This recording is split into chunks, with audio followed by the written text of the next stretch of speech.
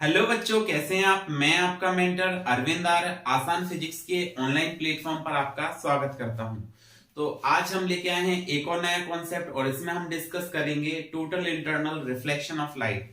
तो फटाफट सेशन को लाइक शेयर कर दें और जिन दोस्तों ने चैनल को सब्सक्राइब नहीं किया है वो फटाफट सब्सक्राइब करें और बेल आइकन का बटन दबाएं जिससे आने वाले वीडियोस के नोटिफिकेशन आपको टाइम पर मिल सके। तो स्टार्ट करते हैं हम आपका आज का सेशन। तो देखिए, आज हम डिस्कस करते हैं total internal reflection of light. So what do you mean by the total internal reflection of light? So when we say that कि whenever the light ray should move from denser to rarer medium, light ray should move from denser to rarer medium. So whenever the light ray should move from denser to rarer medium, then it always shift away from the normal. ऐसा हमने पुराने sessions में पढ़ा था। जिन बच्चों ने पुराने sessions नहीं देखे हैं वो क्या करें, चैनल की प्लेलिस्ट पर जाएं और इसमें इंग्लिश मीडियम वाली जो प्लेलिस्ट है क्विक रिवीजन सीरीज की, उसमें से पुराने वीडियोस पढ़ें तो आपको आगे पढ़ने में और मजा आएगा और इंटरेस्टिंग चीजें होंगी आपकी। तो हम देखते हैं total internal reflection of light. तो हमने क्या बताया था कि whenever the light ray should move from denser to rarer medium, denser to rarer medium, then it shift away from the normal. क्या कहेंगे कि whenever the light ray should move from denser to rarer medium, then it shift away from the normal. And on increasing the angle of incidence, तो denser से rarer जा रही है, बिल्कुल water से जा रही है हमारी लाइट रे। और कैसे जा रही है? एयर में जा रही है। वाटर से मूव कर रही है और किस में मूव कर रही है? एयर में मूव कर रही है। सो वाटर टू एयर जा रही है, that is denser to rarer जा रही है। तो क्या होना चाहिए? Shift away from the normal. तो देखिए ये अवे शिफ्ट हो गई। So whenever the light ray should move from denser to rarer medium, then it shift away from the normal. And on increasing the angle of incidence, ये angle of incidence आप जैसे जैसे increase करेंगे then angle of refraction will also be increases. On increasing the value of angle of incidence, then angle of refraction also increases. तो आगे क्या होगा? ये लाइट रे इधर शिफ्ट हुई है, अभी और नीचे जाएगी, फिर और नीचे जाएगी, फिर स्ट्रेट हो जाएगी। ऐसे समझ पा रहे हैं? ये एंगल ऑफ इंसिडेंस आप इंक्रीज करेंगे तो एंगल ऑफ रिफ्रैक्शन इंक्रीज होगा। So on increasing the angle of incidence, angle of refraction also increases and the value of angle of incidence for which angle of refraction become 90 degree, the value of angle of incidence for which angle of refraction become 90 degree, this is called critical angle. तो एक line में definition लिखनी हो तो ये लिखेंगे कि whenever the light ray should move from denser to rarer medium, then the value of angle of incidence for which angle of refraction become 90 degree is called critical angle. अब देखिए critical angle की condition आ गई, r equal to 90 degree मिल गया। इसके बाद क्या करेंगे? तो लाइट रे कंटिन्यूअसली शिफ्ट होती जा रही है, अब ऐसे जानी चाहिए। So again after the critical angle, again on increasing the angle of incidence, देखिए यहाँ पे I should be more than the IC। I की जो वैल्यू है वो ज्यादा है किससे? IC से। दैट इज जो एंगल ऑफ इंसिडेंस है वो क्रिटिकल एंगल से ज्यादा है। So after the critical angle, again on increasing the angle of incidence, the light ray instead of going to other medium, it return back to the same medium. Actually इसको कहां जाना चाहिए था? बाहर जाना चाहिए था, क्योंकि ये रिफ्रैक्टिंग सरफेस है, रिफ्रैक्टिंग सरफेस है। बट रिफ्रैक्शन नहीं हुआ, रिफ्लेक्शन हो गया। रिफ्रैक्शन नहीं हुआ, इस सरफेस से क्या हो गया? रिफ्लेक्शन हो गया, क्योंकि ये तो रिफ्रैक्टिंग सरफेस है। तो रिफ्लेक्शन हो गया, इसीलिए इसको कहते हैं total internal reflection of light. So क्या बताया था? Value of angle of incidence for which angle of refraction become 90 degree is called critical angle. And after the critical angle, again on increasing the angle of incidence, the light ray instead of going to the other medium, it return back to the same medium.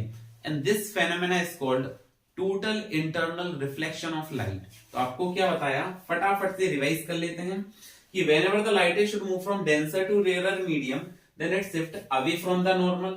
And on increasing the angle of incidence, angle of refraction also increases, and the value of angle of incidence for which angle of refraction become 90 degree is called critical angle.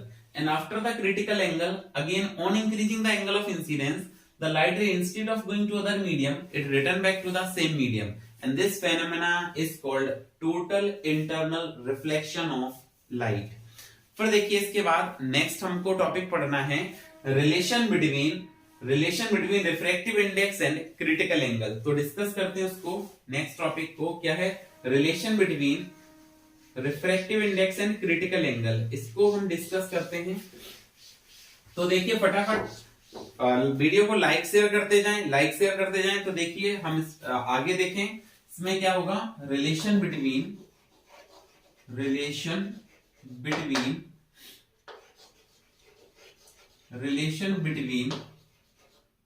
Refractive index and critical angle. Refractive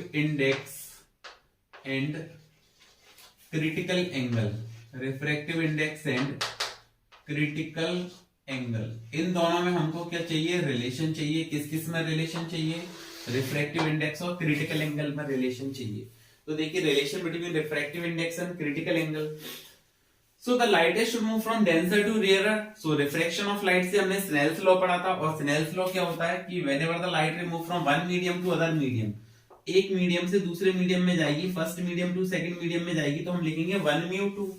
तो ये हमारा first medium हो गया और इससे second medium में जा रही है, तो हमने इसको क्या लिखा, 1 म्यू 2। क्या लिखा, 1 म्यू 2।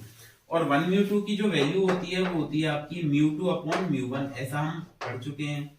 1 म्यू 2 की वैल्यू क्या होती है, mu 2 upon mu 1। So by Snell's law आप यहाँ पे क्या कह सकते हैं, by Snell's law we can write it is the light ray should move from one medium to other medium, that is denser to rarer। कैसे जा रही है, denser to rarer। so मैंने लिखा denser to rarer, हमने क्या लिखा, denser to rarer। तो स्नेल्स लॉ लगाया, it is equal to sin I upon sin r। this is the Snell's law, sin I upon sin r। but in this condition for critical angle I किसके equal है, IC के equal है, और R किसके equal है, 90 degree के equal है। For the value of critical angle I is equal to IC and R equal to what, 90 degree. तो आप यहाँ पे वैल्यू रखेंगे तो हम लिखेंगे इसको d mu R। d mu R को हम लिख पाएंगे, क्या लिखते हैं, mu R upon mu D, mu R upon mu D is equal to what, sin IC upon sin 90। and what is sin IC, sin IC, I is equal to IC, and what is sin 90, 1। sin 90 always 1, और sin 90 1 होगा, तो ये हम लिखेंगे rarer to denser is equal to what, sin IC, and sin 90 is always 1। so this is the relation between critical angle and refractive index। But according to this diagram अगर ये हम calculate करते हैं, सो लाइट रे यहाँ पर ये कौन सा मीडियम है, अगर आप इसको लिखें तो हम लिखेंगे क्या, mu 2 upon mu 1, mu 2 upon mu 1। तो अकॉर्डिंग टू एनसीईआरटी बुक ये आ जाएगा आपका mu 2 divided by mu 1, it is equal to, sorry हम क्या लिख पाएंगे इसको, म्यू 2 डिवाइडेड बाय म्यू 1। आप इसको लिख पाएंगे क्या, mu 2 divided by mu 1। So हमने लिखा इसको म्यू 2 और mu 2 upon mu 1 is equal to sine IC। और आपका जो म्यू 2 है वो क्या है बताइए, म्यू 2 क्या है, म्यू 2 है आपका air, that is air to mu 1 क्या है, water, is equal to sine IC। Okay तो म्यू 2 अपॉन म्यू 1 को 1 म्यू 2 लिखा जा सकता है, तो mu A upon mu W को W म्यू A लिखा जा सकता है। तो इसको हमने लिखा W mu A is equal to sine IC, और we can say that it is sine IC is equal to, क्या लिख सकते हैं, साइन IC इक्वल टू, इसको आप लिख सकते हो 1 अपॉन A म्यू W। क्या लिख सकते हो, 1 upon A mu W। This is the relation between another relation between refractive index and critical angle। Okay, because ऐसा आप पढ़ी, हमने एनसीईआरटी में बताया है आपको कि W म्यू A हमारा 1 A म्यू W के इक्वल होता है, तो उससे हमने ये रिलेशन कैलकुलेट कर लिया। So this is the relation between refractive index and critical angle। तो देखिए बच्चों नेक्स्ट टॉपिक डिस्कस करते हैं, application of total internal reflection of light. Application of total internal reflection of light में जो पहला टॉपिक हम डिस्कस करेंगे ये होगा हमारा मिराज फॉर्मेशन। क्या होगा, फर्स्ट टॉपिक जो है हमारा वो है mirage formation.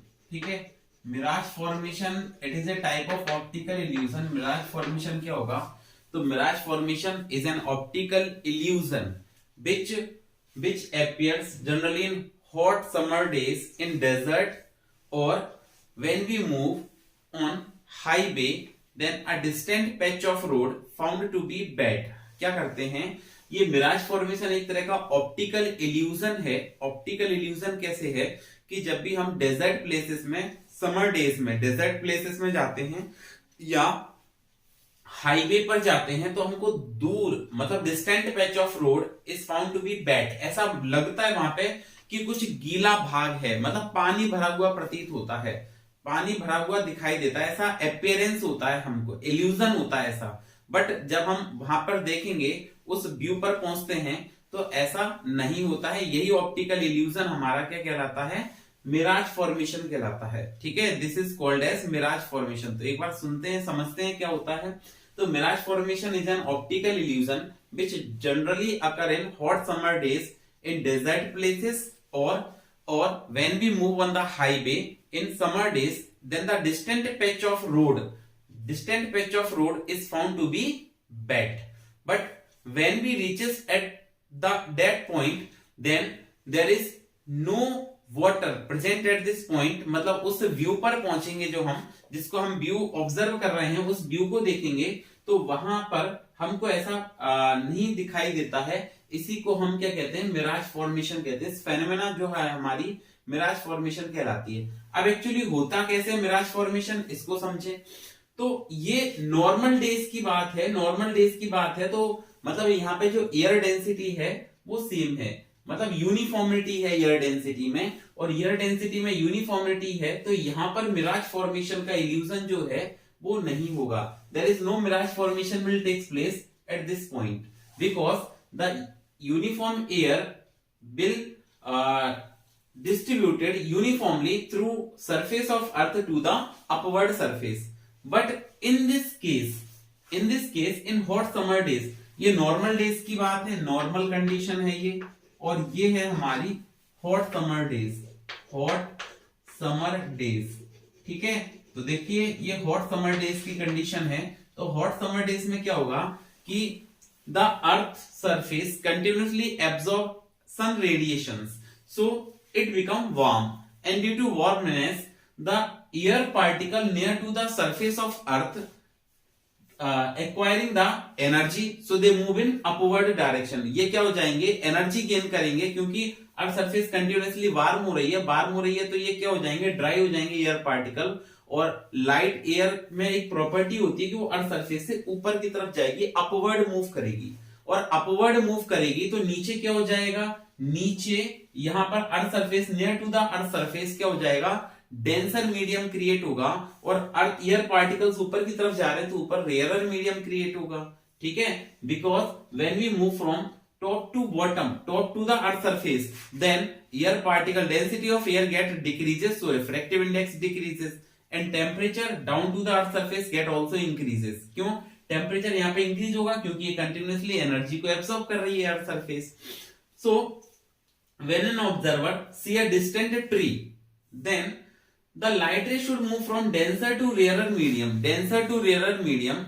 then for any air layer near to the surface of earth, for which angle of incidence of this light ray become more than the critical angle, then total internal reflection of this light ray will takes place। So this observer find that this light ray is coming somewhat down to the earth surface, because whenever the TIR of this light ray will take place very close to the earth surface, which create the impression of brightness। यहाँ पे reflection होगा, और reflection से क्या होता है, brightness create होती है। वो ब्राइटनेस हमको ऐसा इल्यूजन करवाती है कि यहाँ पे वाटर है। ये होता है हमारा फेनोमेना, कौन सा, मिराज फॉर्मेशन का। ये हमारा फेनोमेना मिराज फॉर्मेशन का होता है। आप समझिए, फिर से इंग्लिश में पढ़ते हैं पूरा।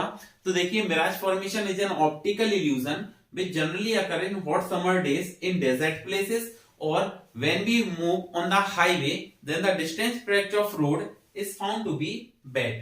This is called mirage formation because in hot summer days the earth surface continuously absorbs energy from sun radiation, so it become hot, and due to hotness the air particle near to the earth surface get dry and they move surface to top.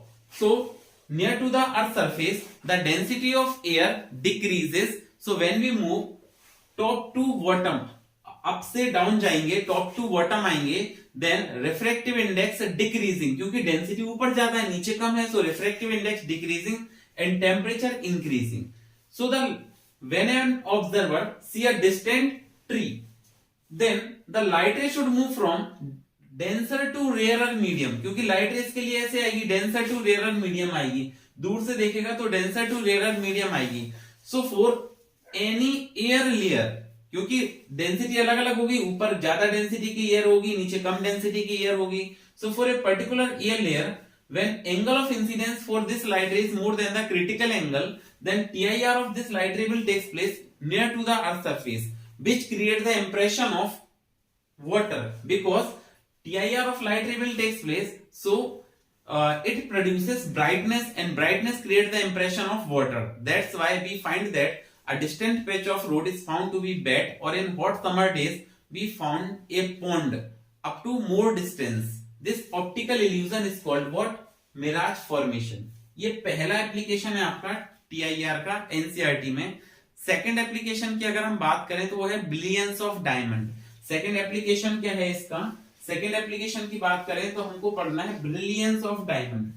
तो brilliance of diamond या diamond become sparkles या sparkling of diamond, हम क्या कहेंगे इसको? Brilliance of diamond. Brilliance of diamond, actually brilliance of diamond की बात करें, so what do you mean by the brilliance of diamond?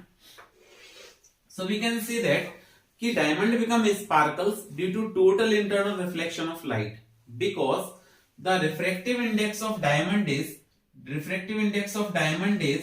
2.42. refractive index of diamond is 2.42. So whenever a light ray incident on diamond air interface at an angle more than the critical angle, और वो critical angle की value यहाँ पर जो होगी वो होती है 24.4 डिग्री. 24.4 डिग्री. अब ये कैलकुलेशन कैसे होगी? तो देखिए अभी हमने कैलकुलेट किया sin IC equal to 1 upon a mu d. ये वैल्यू रखेंगे आप, डिवाइड लगाएंगे तो ये एंगल आएगा आपका 24.4 डिग्री. सो आपको क्या होता है? ब्रिलियंस ऑफ डायमंड क्या होता है? Actually diamond become sparkles due to total internal reflection of light, because the refractive index of diamond with respect to air is 2.42. So whenever the light ray incident on diamond air interface, because the critical angle calculate करेंगे तो it is 24.4 degree by this formula. So whenever the light ray incident on diamond air interface at 24.4 degree, more than the 24.4 degree, then it's a TIR will takes place from different faces of diamond. फिर से एक बार सुनिए, जो diamond है वो TIR के कारण sparkles करता है, because whenever the light ray incident on the diamond surfaces, then it enters into the diamond, and whenever the different interfaces of diamond, different क्योंकि उसको हम ट्रायंगुलर शेप में कट करते हैं, so for different surfaces of diamond और different interfaces of diamond inside the light ray is incident on inside any surface more than the 24.4 degree, then TIR of this light ray will takes place. Total internal reflection होगा various faces से diamond के, so it become sparkles. Okay, और diamond can also be cut suitably that, so that once the light ray enters into the diamond, that more times of reflection will takes place, more times of total internal reflection of light ray will takes place. That's why we can say that diamond become sparkles. तो ये इसका second application हुआ TIR का. तो मिलते हैं फिर next class में कुछ और कॉन्सेप्ट डिस्कस करने के लिए. तब तक पढ़ते रहिए, सुरक्षित रहिए.